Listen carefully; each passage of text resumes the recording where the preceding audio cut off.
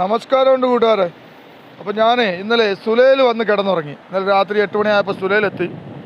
വാദിവാസറൊക്കെ cross ചെയ്ത് ഈ ribbon എന്നുള്ള പെട്രോൾ പമ്പ് ഇത് കണ്ടോ.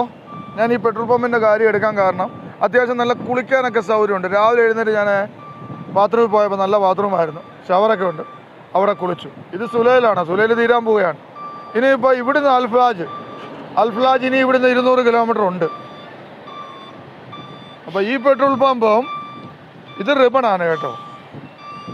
ഇത് കഴിയുമ്പോൾ അടുത്തൊരു പെട്രോൾ പമ്പുണ്ട്. ആൾക്കാർ പറഞ്ഞ കേട്ടോ, ഞാൻ അങ്ങോട്ട് പോകുമ്പോൾ നോക്കാം.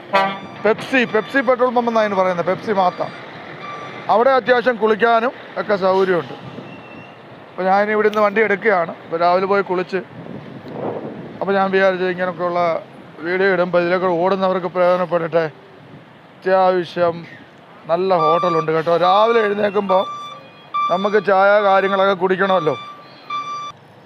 പിന്നെ ഇവിടെ ഒരു ഹോട്ടലുണ്ട് കേട്ടോ, പാകിസ്ഥാനി ഹോട്ടൽ. ഇവിടുന്ന് കഴിച്ചു കേട്ടോ. നമ്മൾ പായ ആടിൻ്റെ കാലിൻ്റെ കറി പായെന്ന് പറയും. അതുകൊണ്ട് ഈ ഹോട്ടലിൽ കയറി ഞാൻ പായയും റൊട്ടിയും കഴിച്ചു. 10 റിയാലേ ഉള്ളായിരുന്നു. അപ്പോൾ ആയിക്കോട്ടെ കൂട്ടുകാരെ.